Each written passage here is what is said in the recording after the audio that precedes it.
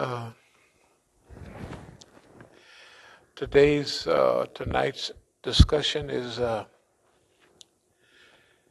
we consider one of the greatest success stories in history. Uh, Brother Tufail and I was going to call it something like episodes of Imam Musa, uh, adventures of Imam Musa. You know, like probably you wouldn't remember the old serial that they used to have on TV. A serial was a short, like a 15-minute or 20-minute, sometime even half an hour, like a half an hour program, and they had their various stars. So that's what the trials of Imam Musa, challenges of Imam Musa, Imam Musa and the great Satan. You know, the billing Imam Musa and the challenges the CIA or defeats the CIA. It was all going to be based on Imam Musa and his challenges. It wasn't from a thing of arrogance, but it was, you could see that we always try to keep some humor in what we're doing. One of the main reasons that we do that is because of the main thing that the system does is it tries to frustrate you. It tries to make you angry.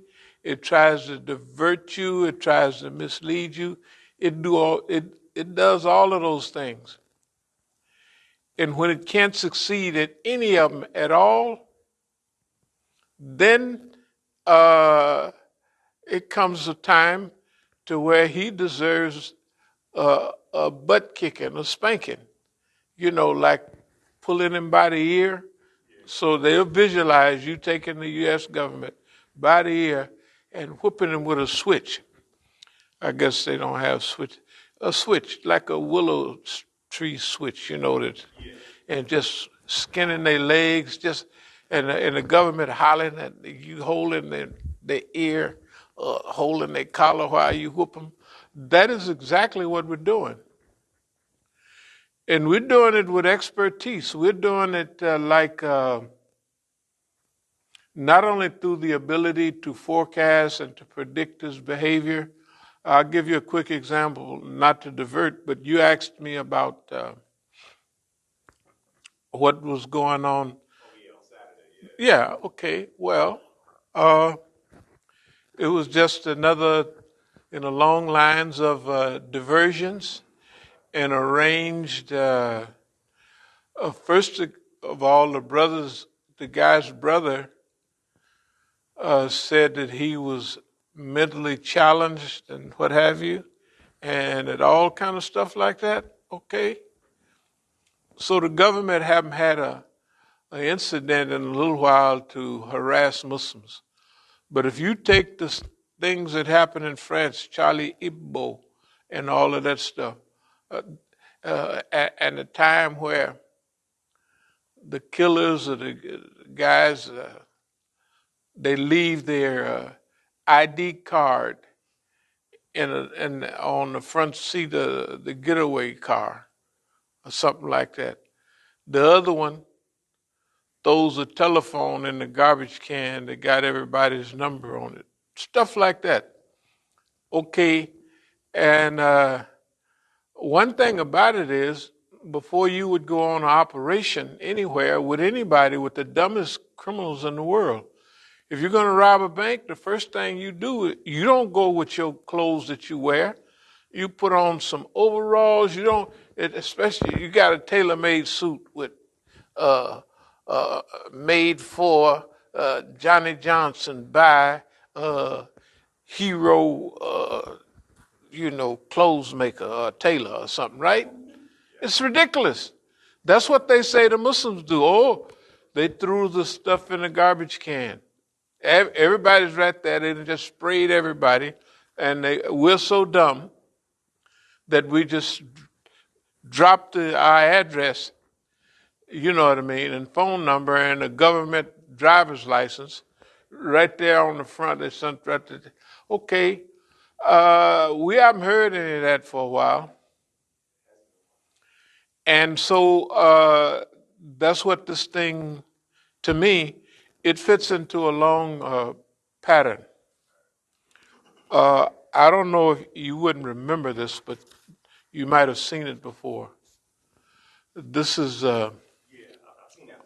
okay. This is a flyer from several years ago, and we have Major Nidal Hassan victimized, human target of modern science fiction style psychological warfare. Now, if you remember, this brother was a psychiatrist. All the troops that came back from Iraq, it was his job to psychologically debrief them. Now, I want you to just imagine what the government told him to say to him. He's a reasonably good Muslim, and so he's sitting there all day, and they say, yeah, I stuck the barrel of this gun in a woman's vagina and blew her head off, Iraqi lady, and I did this and I did that. Pretty soon, they setting him up to get how long could he take that? And it's not just the regular, remember, mixed in with the regular patients is trained soldiers that's been briefed and rebriefed about how to wear him down, how to break him down, right?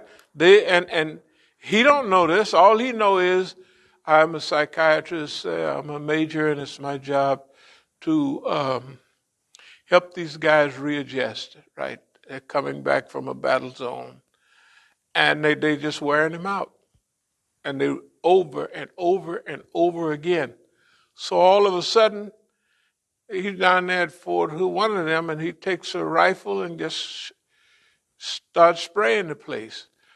Now everybody see that will think, oh, this was a terrorist. He was hooked in with Osama bin Laden or something. Now, okay, do you notice at whatever they call it, Allahabad or Abbottabad or something, where they supposed to got Osama bin Laden? Right, yeah. Do you notice there was no direct picture of him? They got a picture of him from the back watching TV or something, but they don't have no picture.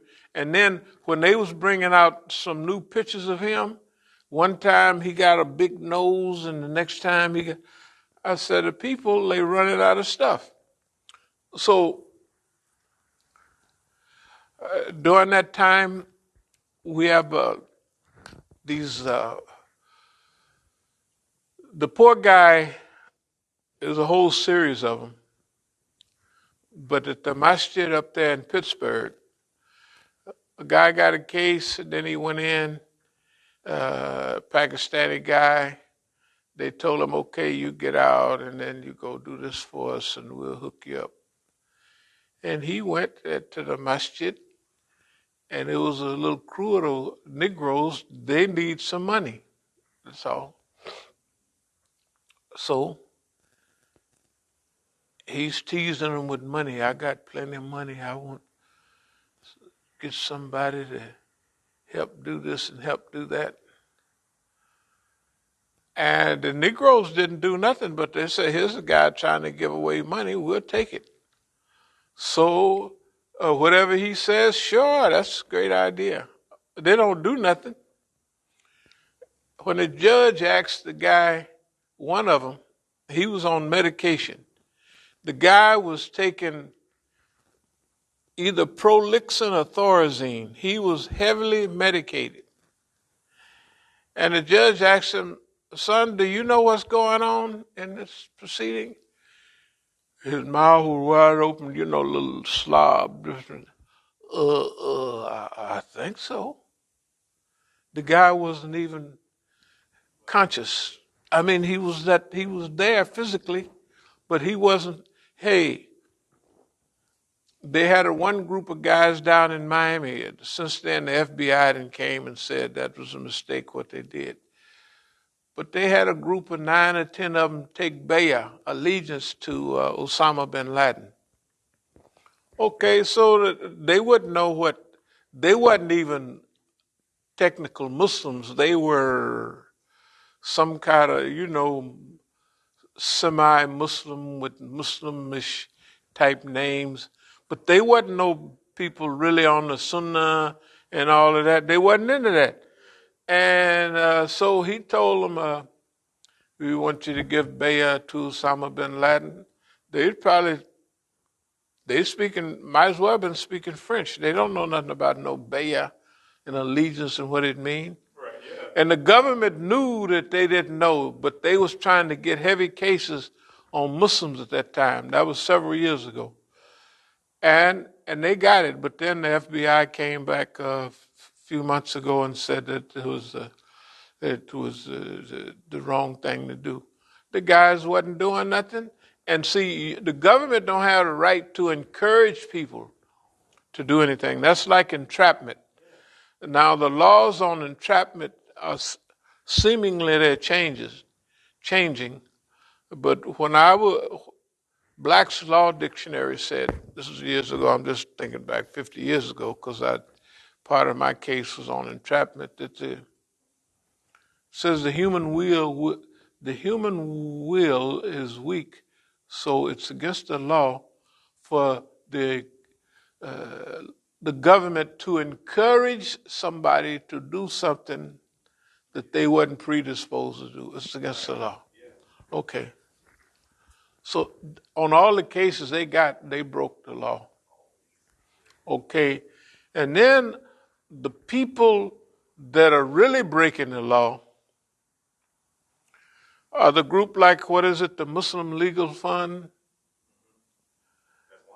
Yeah, and if you take that woman that ride in the limousines all the time, the lady always, and then was it the woman's, see,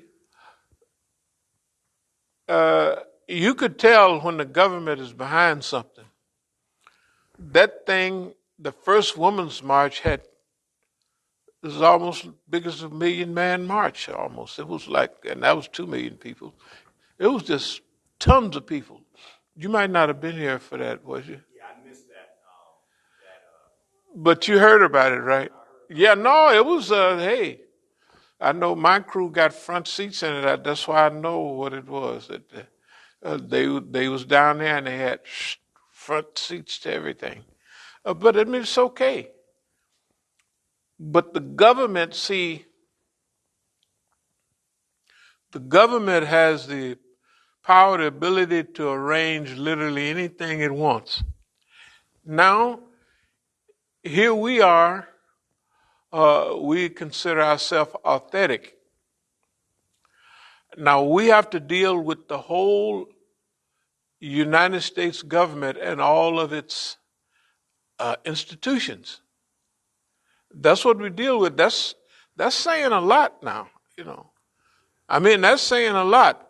And then you have to grade how have we done over the last 40 years? How many setups have we avoided? You know what I mean? How many, one of the things about old Mukhtar and them and Khadijah and them, Khadijah is a girl that she would get mad at all the tenders and the cutie pies. But she would. No, she beat up. All you had to do is have the yellower you are and the prettier you are. Hey, he beat up Abdul Malik's, the one we call Halle Berry. She beat her up. Okay. Another one of the little yellow girls was going to San Francisco State. One of the brothers' wife, shoot, he beat her up. She beat them up. And she beat up everybody. You don't have to worry about no, well, we don't say ugly girl, but you don't have to, she would be safe from Khadijah. So Khadijah had it bad jumping on all the pretty girls. And in her heart, she liked Abdul Malik. You know what I mean? You know, like they have a crush on her. So he knew that, and he could manipulate her any way she wanted. Now, her husband is poor Mukhtar. He's sitting there like a bump on a log, and he won't take no hints from nobody. It's not that Khadijah just got pregnant at 13 or nothing like that. That's not a big deal, you know. I mean, I tried to help the family. Her father was a kind of anyway, and I would, you know, I would help him out. I would just help him out. She knows that. She knows he would come around all the time, and you know. But anyway, this thing about fitting all this together and surviving one trap after another.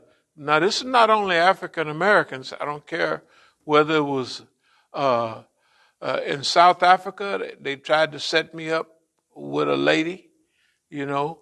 And see, first of all, the way they looked at it is this. Here's a nigger with ethics. And that's one thing that we can't stand is a Negro with ethics. And his ethics are superior to ours. You know what I mean?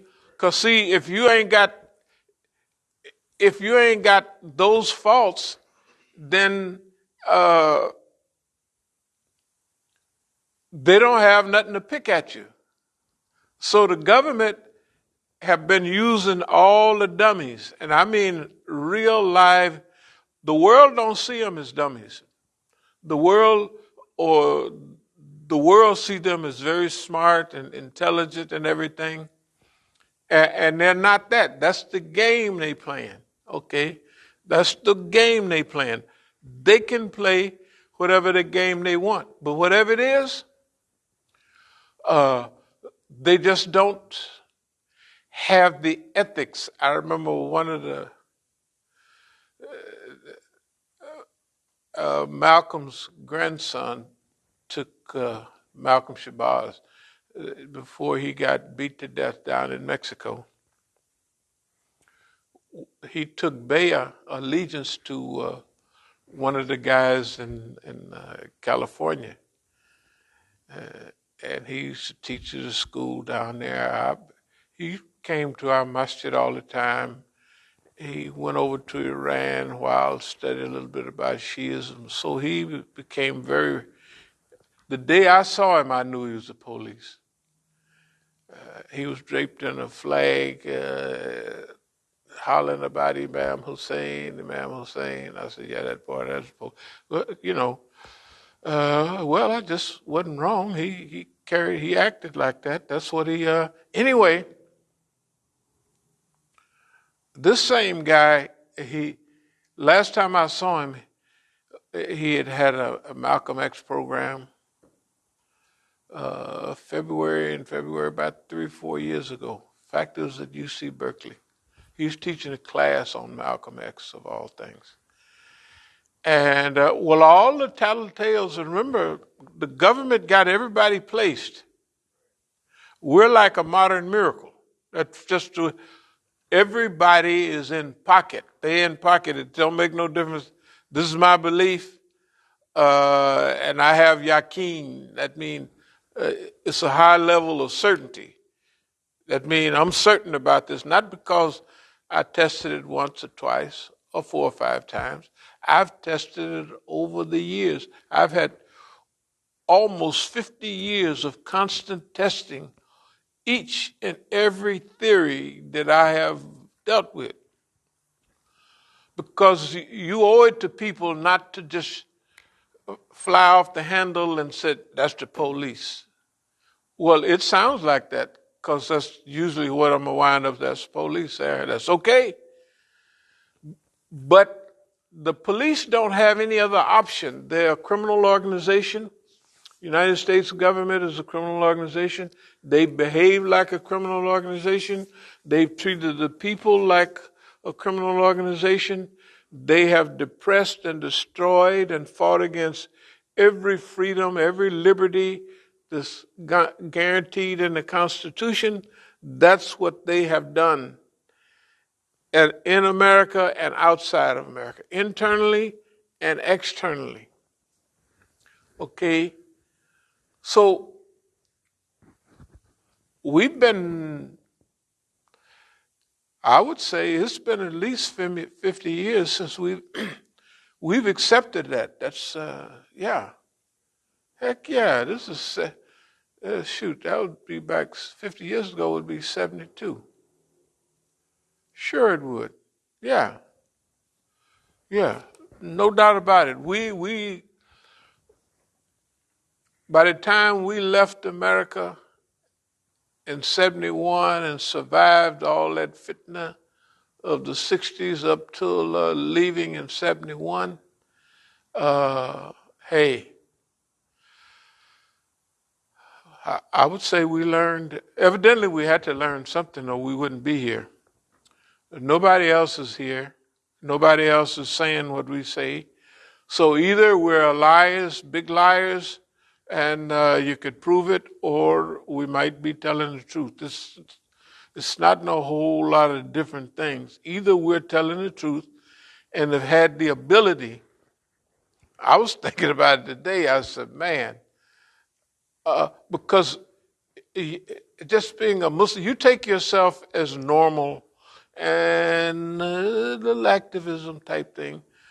But when you look over what you're dealing with, it's not normal. It's not normal. It is the, I mean, and we would sit here and talk about it. Yeah, the serials, you know, the episodes of Imam Musa. What's the next episode going to be? And that's how it be coming. Whether people see it or not, or whether it doesn't make a difference. Those episodes are real. A few simple episodes. In 1990,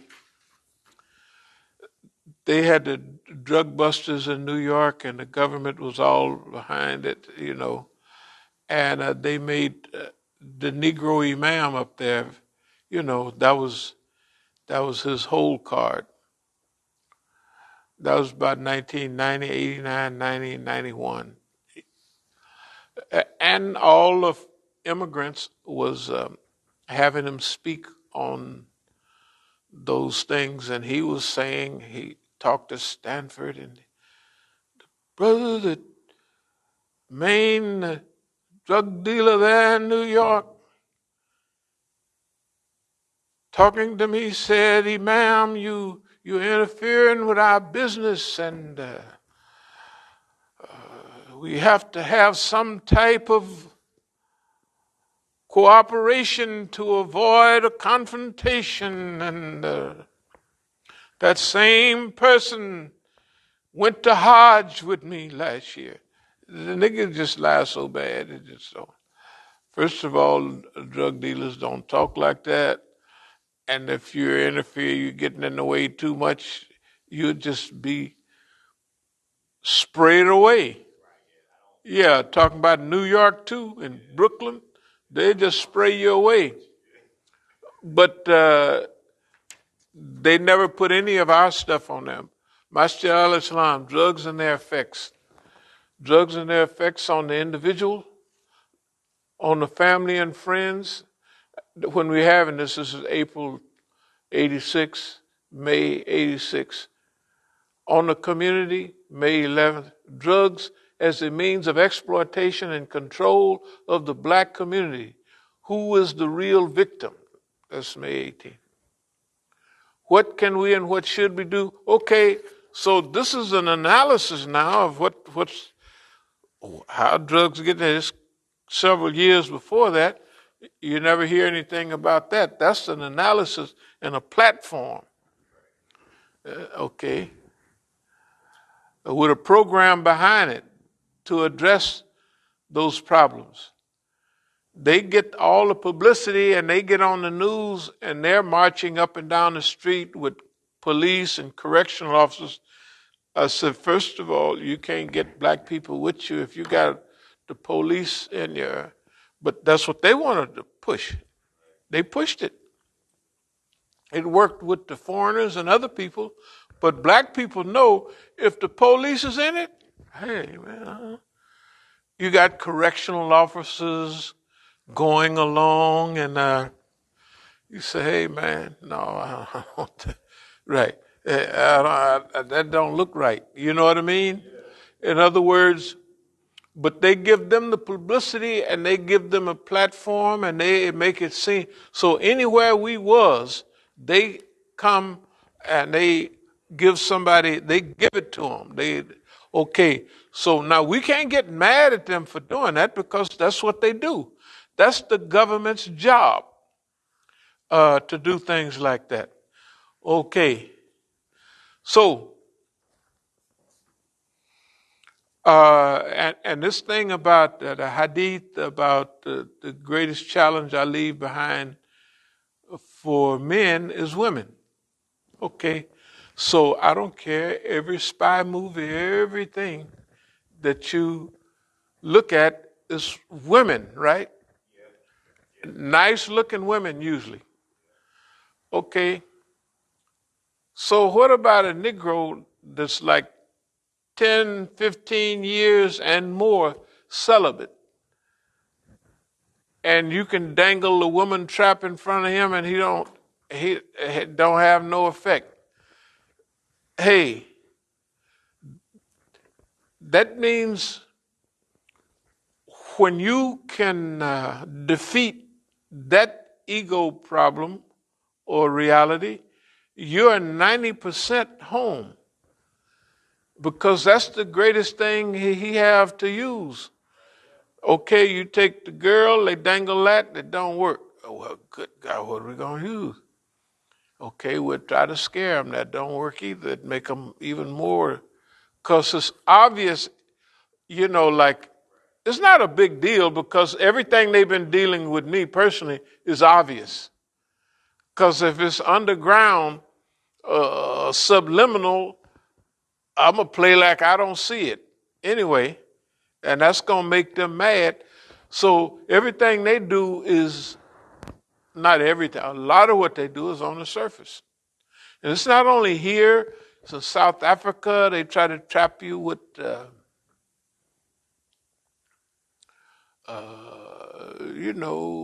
most of the people I was Indian, and the main trap was, this is a half Indian, half white lady, and with a Muslim name. Oh, hey man, look, I'm gonna tell you, when I'm at the Masjid in the 80s, everybody come through. Older guys come through with their younger sisters, and so it'd be some of the Fiji people, they're like Indian. And they had that hair down here, all the way down here, and they don't look too bad either. And I'm just bringing my sister by, and Iranians be bringing Iranians by, or they be calling on the phone, and so they get frustrated because they throwing everything at you, and then one thing about it, everybody watching, and they're getting frustrated too. They're getting mad at you for not biting at anything they throw out, they bite at it right away. You don't bite at nothing. That's all a blessing from Allah. It's a blessing from Allah.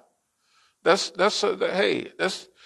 has a little bit to do with maturity and breaking the rules, because if the rules say this, Well, uh, I can't do this over here and break the rules. If the rules say no girls unless you're married, that's just a rule. Now in Jahiliyyah, that ain't no rule.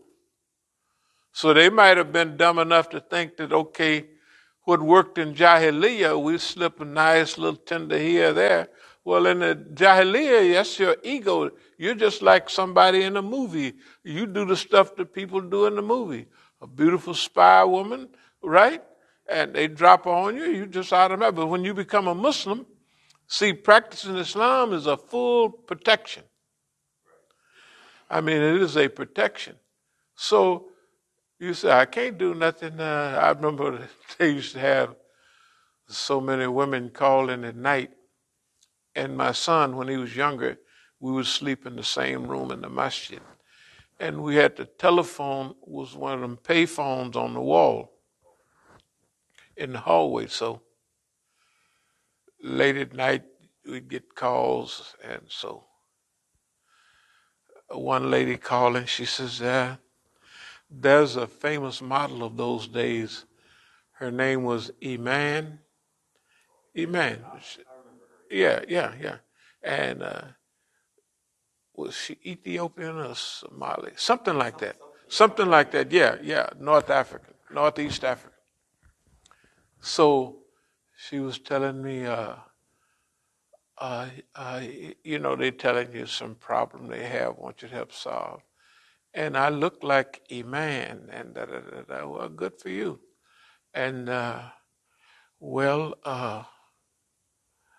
let me tell you about my vagina. So I said, sister, you can't be telling me about your vagina. And so my son is there. He's 16 at that time. Dad, let her tell me. So I pop him upside the head. So he would witness all of that. It was just ridiculous. Because he said, hey, let me hear about it. I mean, that sounds. So anyway, no. If it wasn't, I remember when I'm fresh out of the pen and our masjid is even at another place on East 14th, they send somebody from up Portland, Oregon, and this brother was an imam in somewhere in the Midwest, and then he's got a white girl. They got a little baby, and this white girl was built like now people have reasonable builds, but in the old days, white women was a lot straight up and down. You can imagine if Marilyn Monroe was considered shapely, then white girls now they not just a stick like they used to be. I mean, they are doing all right. I mean, So anyway, they said, boy, they would have some dirty tricks. One time, I'm out running, and I would go to make my little turn, come back on the trail, and there's a police. You could tell he was a police sergeant or something, but he was a runner, and he was running with a white woman, and that white woman crossed right in front of me, ran up several feet in front of me, stopped, crossed her legs, and bent over.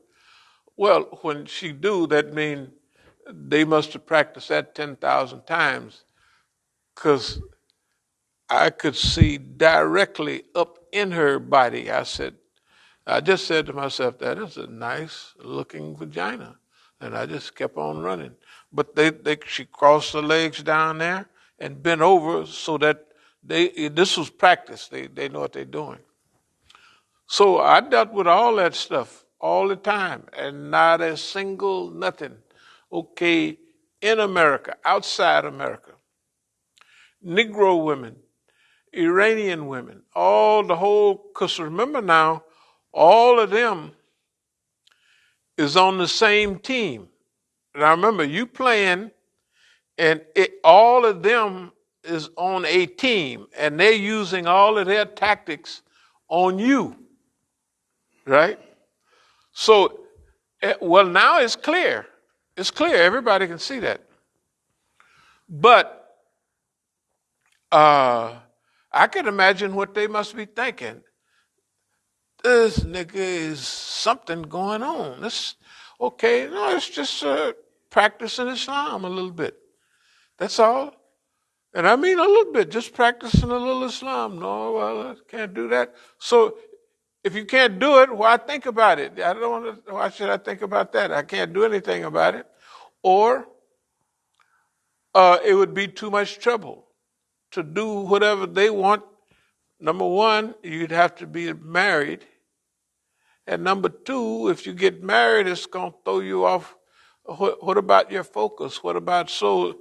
It's not, you say, whatever they got going on, it's not worth it. But technically, that's kind of what it, especially after you're grown, you say, no, it's not worth it. It's not worth it. And can you imagine? You like your job better than, than that other stuff? Yeah, that's not bad.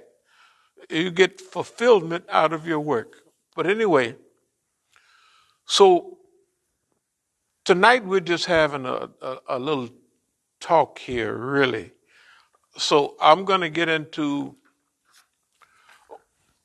what we really want to talk about tonight.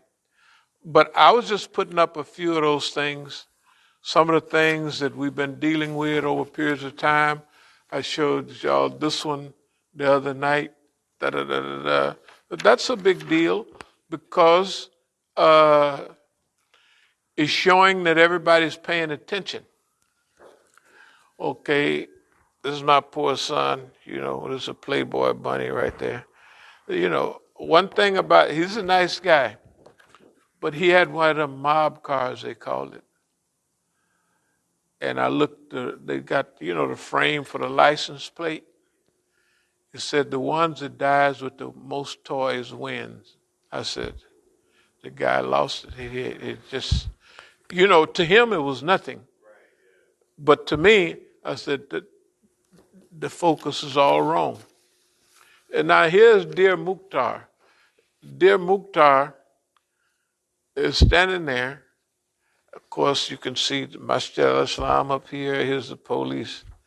You don't see no black police. These are all Latinos. They're going to be either Latinos or white. And you won't see no black police in none of the pictures. It has a lot to do with the reputation there in Oakland. But anyway, so this is Major Hassan. This is our brother Lukman. This is what we call Obama. What did we call him? Obama, positioned as the first Afro-Zionist president, or Bush III, also known as Judas Goat. You know what a Judas Goat is, right? Yeah, you told me. Yeah, Judas Goat, okay. We've seen all this stuff from South Africa, like I was running for president, you would think, So here, they try to pretend like nothing is going on. Well, if nothing is going on, it sure is a lot going on around the world. We kept a lot of things, and we got a lot of it printed so we could remember it pretty good. Armed intruders attacked Masjid al-Islam in Oakland.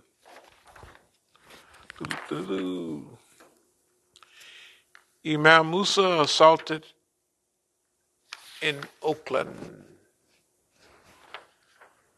I have more of these, but this was Imam Musa, Abdullah Musa receives death threat.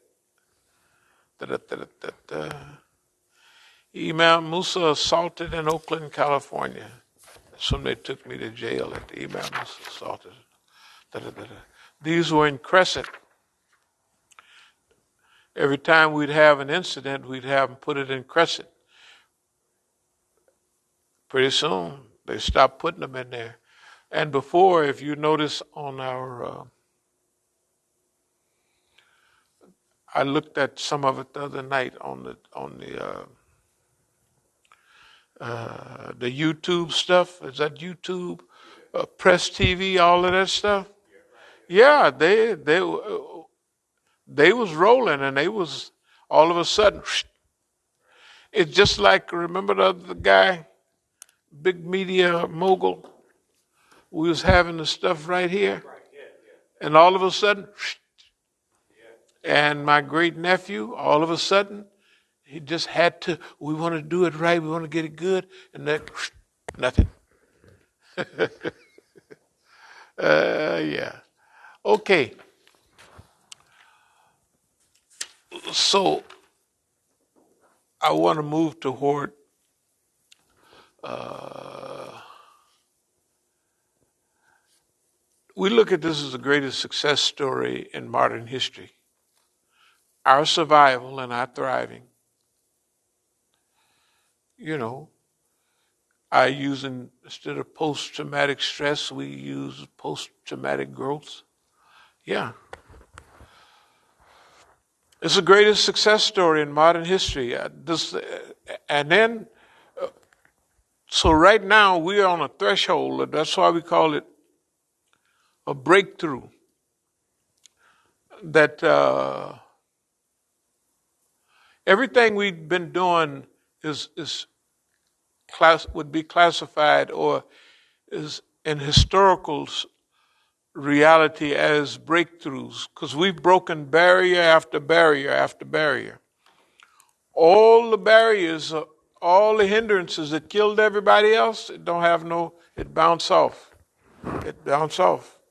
Don't think I'm not grateful for it either. You know, it just bounces off. No panic, no, oh, I wish I was a bird flying around free. No, we like what we're doing. Anyway,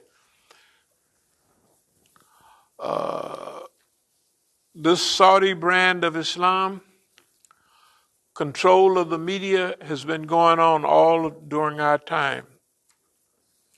The World Trade Center, we could see 2001 because we remember 1993, the World Trade Center, and how that happened.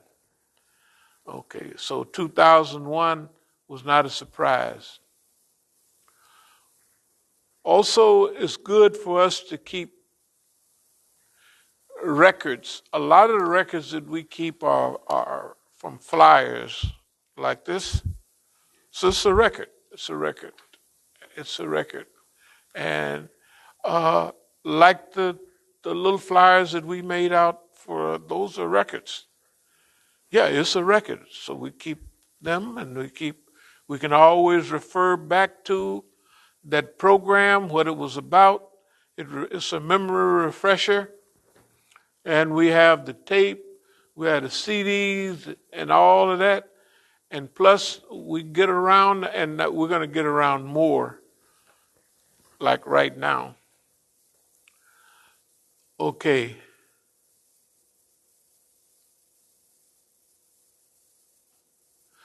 Muslim doing those things which are harmful. Saudi mentality, present unity, your enemy. Okay. Saudi Arabia has been the enemy of Islam for generations. And they have openly collaborated with the enemies of Islam, but now it's just right in your face. They have relationship with the Israelis. It's not like when we would tell people that 10, 20 years ago, they wouldn't believe it, but now they believe it. Okay. Steve Emerson, Daniel Pipes.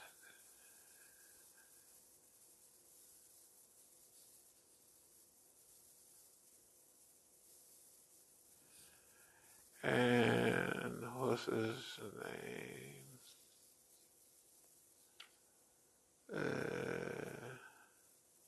I'll think of his name in a minute. Abraham Foxman.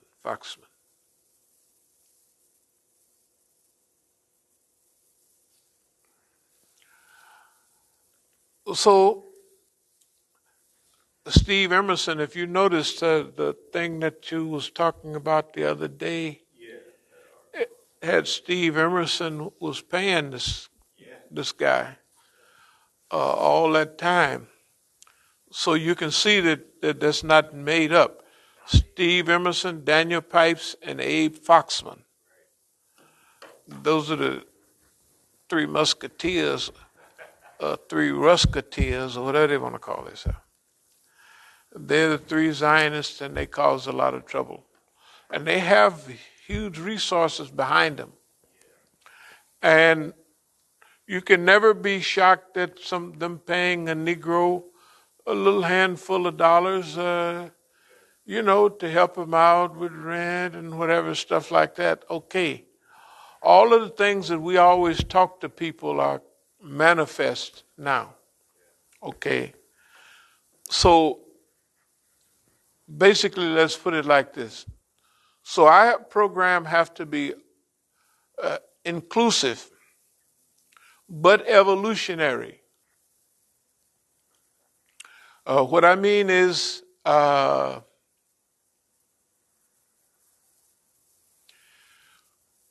we have to have a target audience,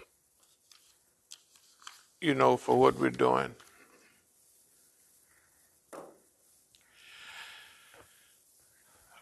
But this thing about focus, the focus group is humanity. Because included in all of what we're doing, okay. All of that is a part of what we're about. The ayat reminding us about Ash-Shifa, the Quran. It's a healing, it's a mercy, it's a rahmah, it's a hidayah, it's a guidance, all of those things. Therefore, the solution to all of the problems that we have is right there in Quran. Now we get a chance to implement them. Okay, we've been implementing it all along. There's no mystery. We're not going to pretend like, we got big wisdom and hikmah and we did this. No. This is all, if it don't be for Allah and us trying to imitate the Islamic process through the vision that we have of Prophet Muhammad sallallahu alaihi wasallam, we wouldn't be nowhere, because the smartest, the most well-endowed Negroes have been wiped out by this system. The biggest, most well-funded, well-trained, is because we have some understanding of the methodology they use, and we refuse to bite at their apple. That's why I was looking at that thing the other day, and it had when I was assaulted in Oakland, and I was telling the youngsters, no, we're not going to do that. And this is why, In fact, what I'd like to do is if we could get all of that stuff, including the meeting with the our Natura Karti up in New York, was at the demonstration for Palestine, and the Jewish rabbis. Yeah, they said, oh, this is our friend. Well, we want that part in. We don't want the whole demonstration in there. But I'll get into more detail. We'll try to get back together Thursday. Thursday night, we'll wrap it up real quick. We'll maybe run out to IAC before, the clock stops. But anyway, we're in the implementation stage. I want to talk a little bit about what this looks like. Focus group is humanity. But the target group is going down. What do I mean? The target group for us will be university and high school level. So most of our lectures will be at universities and high school. And I noticed at the university, like they had Nicaragua and all those things in the 80s, South Africa, and I used to watch the students. If a student was getting a 4-year education, so the first 2 years they was in all these groups, free Nicaragua, free this. They were still in at a third, but on the 4th year they was getting resumes together. They was getting all that stuff together, and they wasn't. You didn't see them on the firing line too much.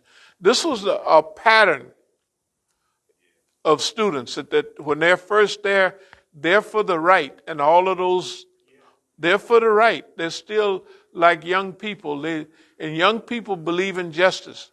If you think I'm lying, you take your kids. If you sharing something, they're going to look in that glass and they're going to make sure that they're straight across.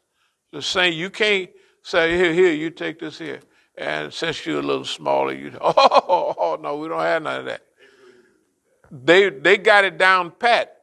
They believe in justice. You can't get away with nothing. I mean, they can, and they got an internal measuring thing that's way better than yours. No, they can see exactly. That's 1 millizillimeter off. He's got more in his. But how can you take my word for it, Dad? I got this.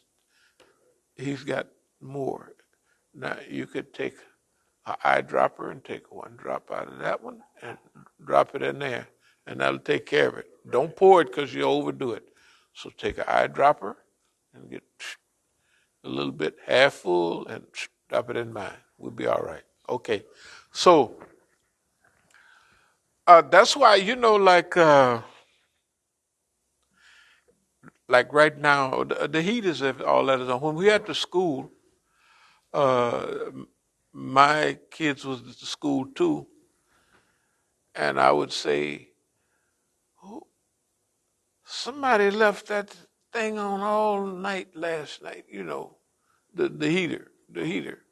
I mean, I would not this, but I would be telling them. See, we came down and we would turn the heat on around 8 o'clock. So when they get here at 8:30 or whatever, it would be warmed up downstairs. But every now and then somebody would leave the heat on. And so, see, it was a big heating bill because, see, they had the heating downstairs had to be on all the time. Because you can't be going on and off because they kids and they like heat, They don't mind cold, but they don't want to study in cold. Anyway, I would ask. I said, "Wonder who left that on?" They would never mention it because kids have a little honor thing amongst them. I mean, they got tattletale kids, stool pigeons that go tell on each other, but generally, I'm the father. I got to pay all these bills. They don't say, poor dad. They say, this kid is a friend, is part of our age group, and I'm not telling who left what on or nothing else. I'm not going to say anything that'll be like snitching on a comrade. When they're young, they don't do it unless they just kind of every now and then, Mama, he did this. Daddy did that. But if it's something on that's real, and I want you to, who did this? I don't know. I just, they don't know nothing. That's an honor code. That's natural in kids. A kid can go out and come back home and he say, "Mama, this is my friend." And they're like friends. They just met. But that age group, they could be friends for the rest of their life. But at that time, they are friends. They don't have to go through, well, who's your mama and who's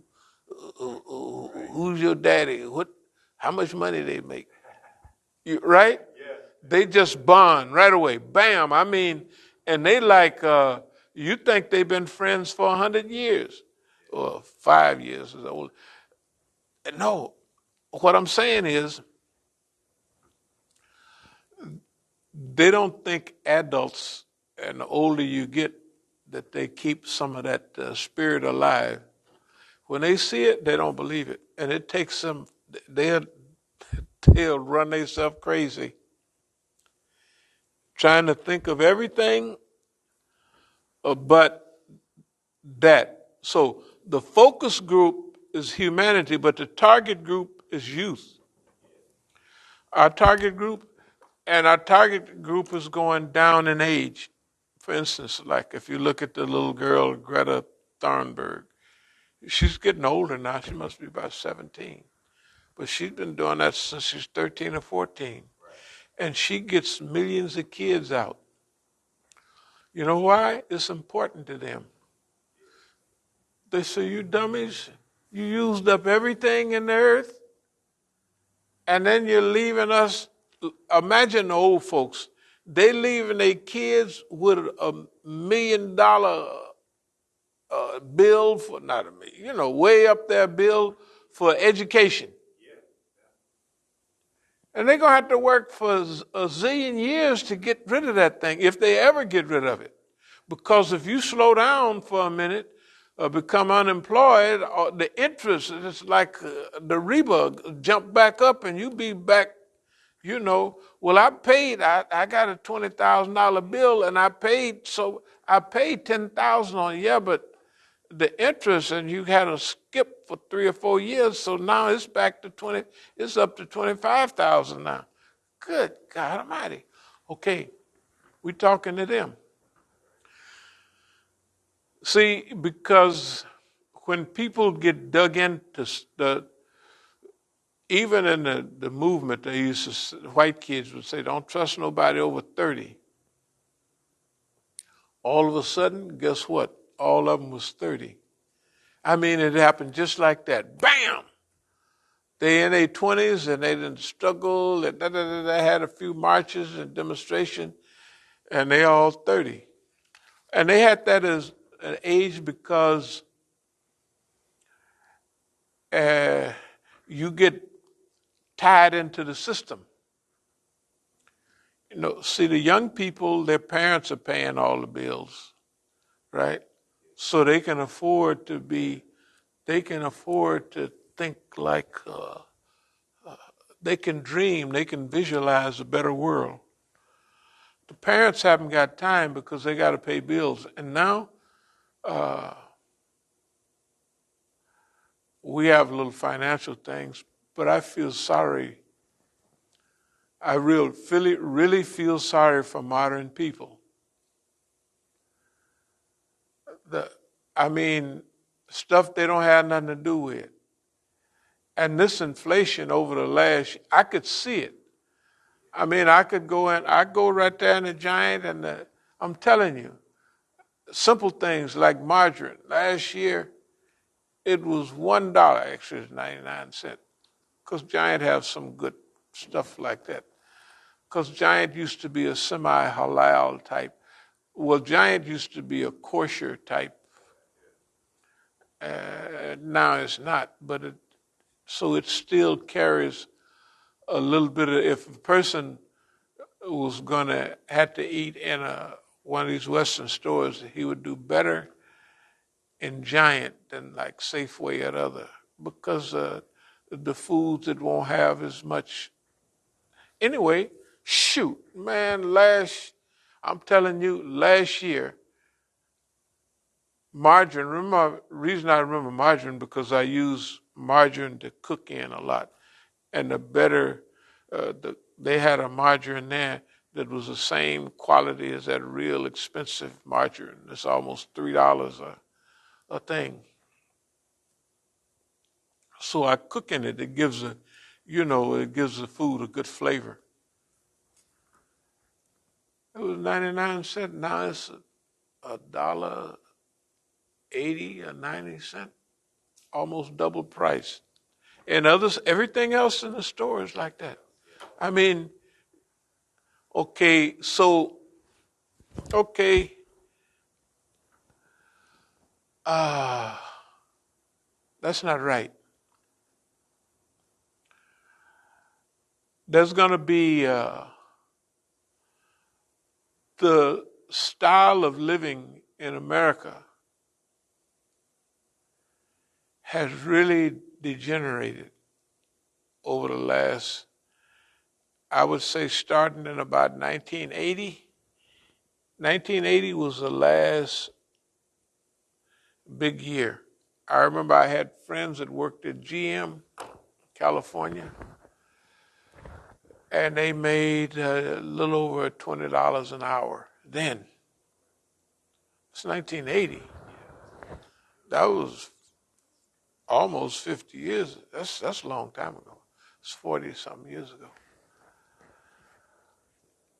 And now they're talking about a wage of $15 an hour.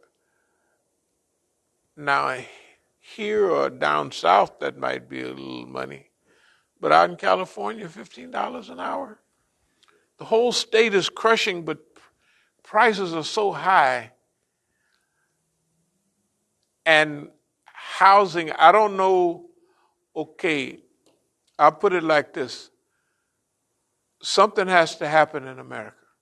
It can't continue like this. We have to get out in front and we have to get out on the good side. The things that deal with prices, with climate, with air and water and all of that stuff, those have been on our mind all along. But the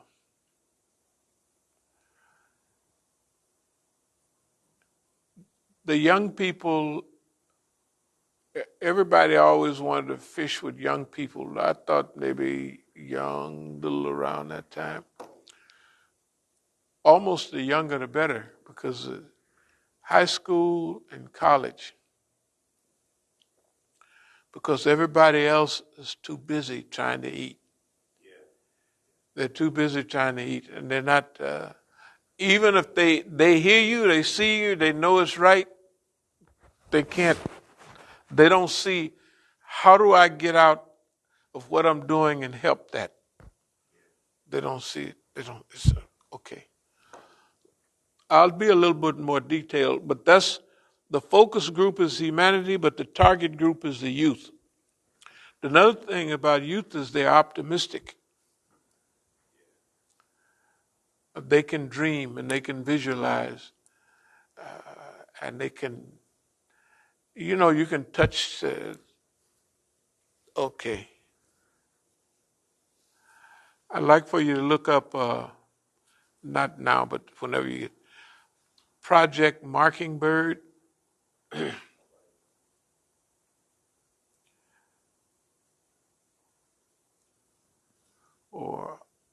And one is Operation Mockingbird.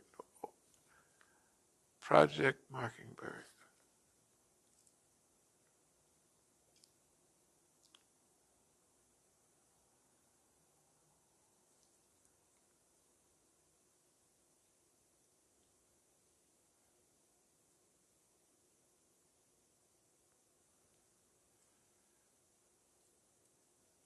What does it say generally?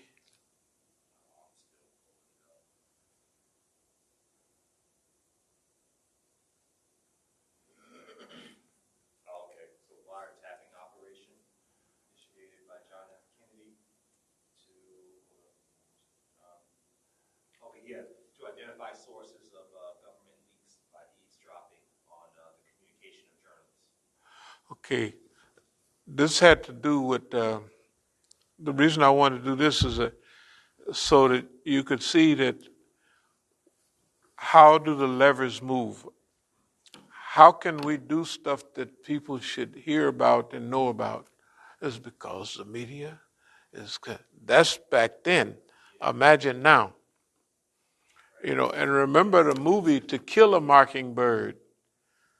Remember the movie To Kill a Mockingbird? That's what they mentioned. Anyway, there's also Operation Mockingbird. There's also uh, Senate hearings that was on C-SPAN back in the 90s, dealing with CIA, dealing with FBI, dealing with black politicians. In those times, every black politician was a threat. So they were all monitored.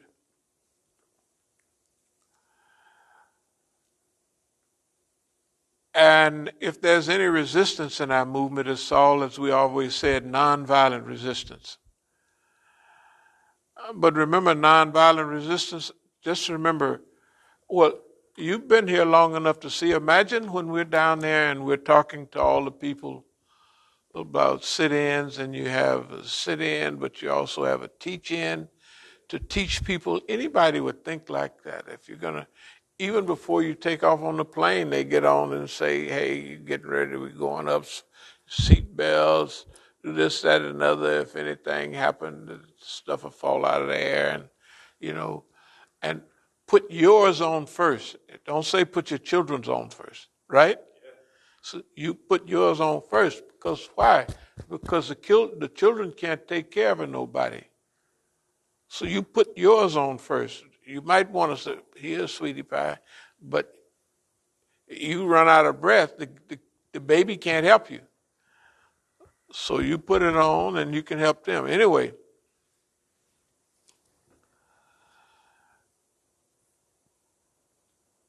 so we're professional.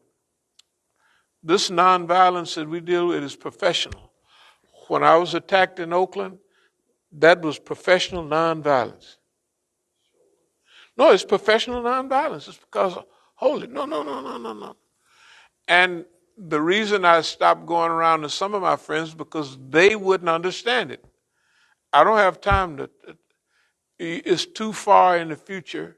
Now, if they would have been with Martin Luther King, and if they'd have been in them sit-ins down there at Woolworths and all that in the late 50s, they would have understood because they had training.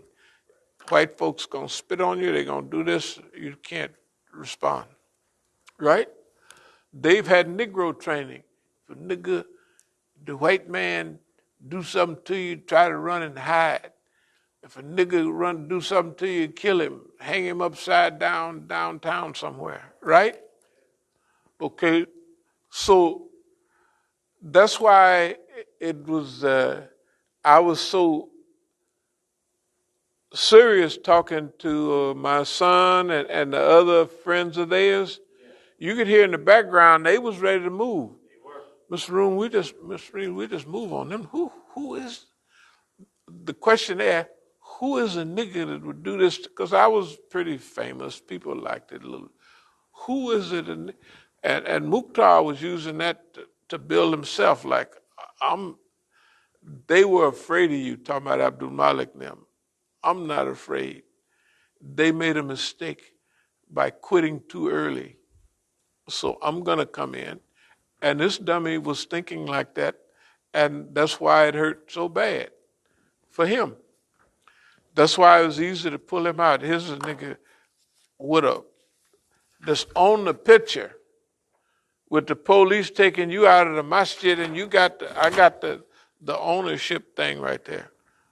And everybody in the country knows what was going on. That boy is crazy. Okay, but we're going to help them because they have, they need some adjustments, and we kind of understand some of the adjustments that they need, and we'll try to help them. That's what we're going to do. Yeah. I mean, we're going to do it in a big way. Let me speed up a little bit. If you notice when we was down there, the Black Lives Matter people, they didn't say nothing to us. When we'd be there, especially in later time, we'd be talking, they would walk right by and walk over there and go on. They wouldn't stop and say anything like, "Oh, that sounded nice. Where y'all from? What's it?" Nothing. They go do that to somebody else, but they wouldn't come do it to us. That means that all of the stuff that happens in and around us is planned and pre-planned and organized, except ours. So the squeaky wheel gets the oil, so that we squeaking loud and they just getting dumping oil on us. Because whatever they do, it don't work. And we've gotten some skill and also the attitude. I'm sorry. We're not going to let nobody make us mad and take us off our job. I talked about the Miami 7. I talked about the Pittsburgh 4 majors. Reach out to the youth, high schools. Everything to gain, nothing to lose. This is the young people. So at the same time, we're going to also deal with Steve Emerson, Daniel Pites, and Abe Foxman. But we're going to call them out like we've been calling them out. And we call them out, and they'll deal with anybody else, but they don't respond to us. None of these, they used to, Imam Musa's a this or that, he's a da-da-da-da. But they don't do that now. They don't do that, okay?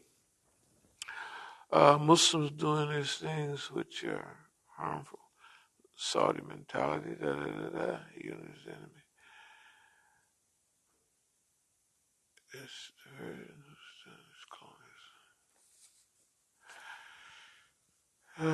Rescue Muslims, rescue the world, and yeah, that's what we out to do. It sounds funny, but we'll develop the ability to do it. We'll develop the ability to do that, to rescue the whole wide world. Why? Because the whole wide world is being misled. And remember, the Muslim youth too.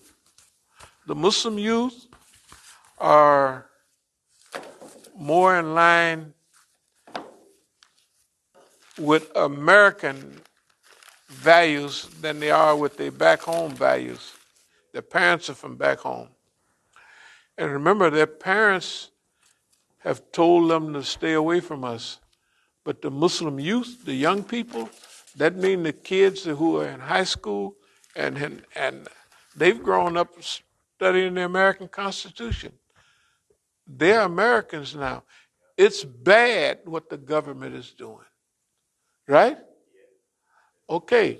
So remember, when you start taking your steps, Allah put allies right there ready for you. You just open the door. Here we are. Who are you? We're allies. No, that's the way it goes. When you need money, you'll be thinking, man, we need money. Allah gonna take care of that. Don't waste one day worrying about it. Saudi branch of Islam, control of the media. We talked about the people in the media a little while ago, Operation Mockingbird and all of that. Well, it's not only the media, it's the movements and the organizations.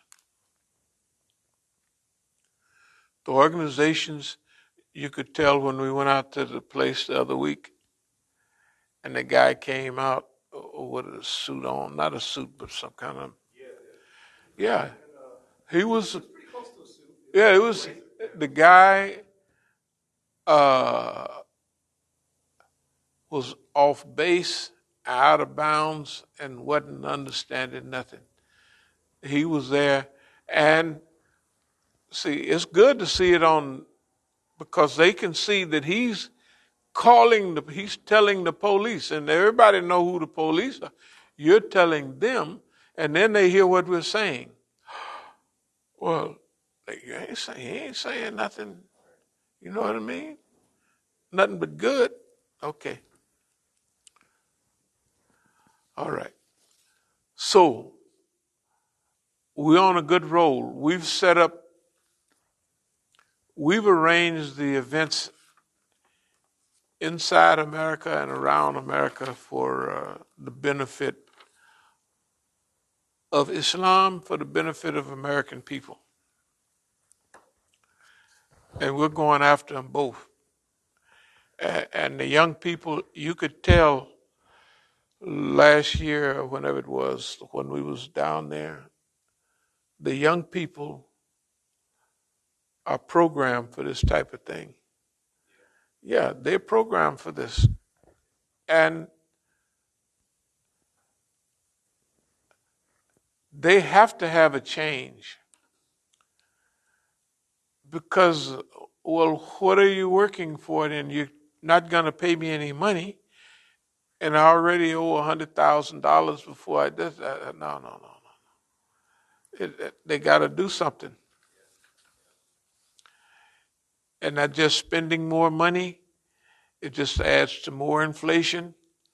You know what I mean? So, yeah, they gave the people last year, they gave good, great. And it just runs the price of everything up. And the only people that benefit is the people that's already got the money. Okay. So, alhamdulillahi rabbil alameen. So, what we do is Thursday, we can come, we'll have a short program. Between now and Thursday, I would like for you to put everything or a short version of everything on a DVD. The same stuff that you sent over to me. I looked at a lot of it last night. And, when you don't look at something for a year, I don't know how, it really is amazing. It's amazing. And then it reminds us of what, that's where all these notes come from. Look what we've been doing all the time.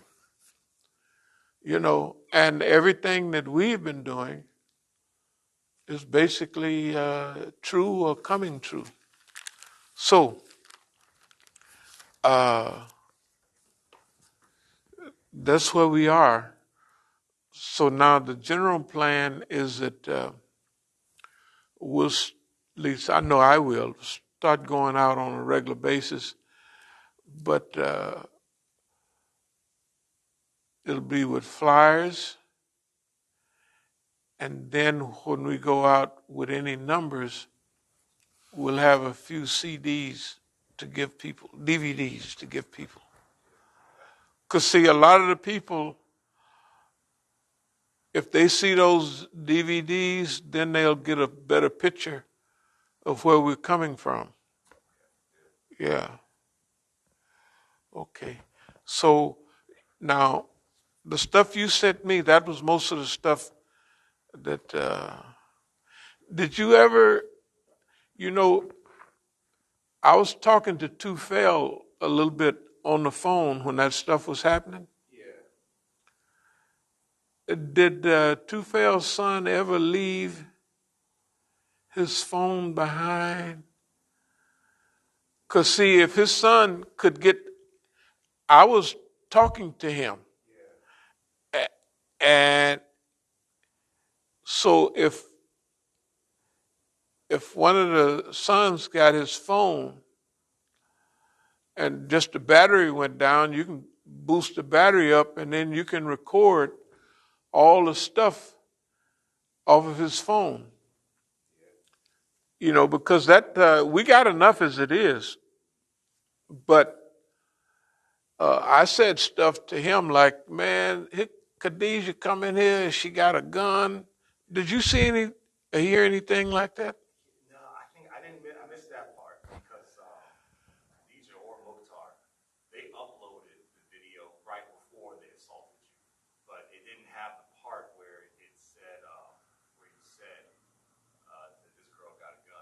Right. They was uploading it before. They was putting it right on live when it was. Right, all right. Very good. Put it up there. We have that video actually. We have that one. We've actually got that video. I think I can give you that one. I'll put them up all on like a DVD. Right. Back to back to back. Yeah. That'll be perfect. Then yeah, I looked at. I got. I looked at some of them yesterday and today. I see longevity has its place. They forget about, and then they come back and they try to steal different stuff. That's why I would say put it all over here, over there, and so everybody got it. They can't get to everybody. So no, we got this case. The wind is at our back, and all we have to do is just trust in Allah and move forward. So, are there any questions or any comments? I mean, there was a comment saying, well, the brothers or sisters, they be supportive of what we're doing. Just saying, may Allah reward you. Alhamdulillah. Keep it up. Okay, very good.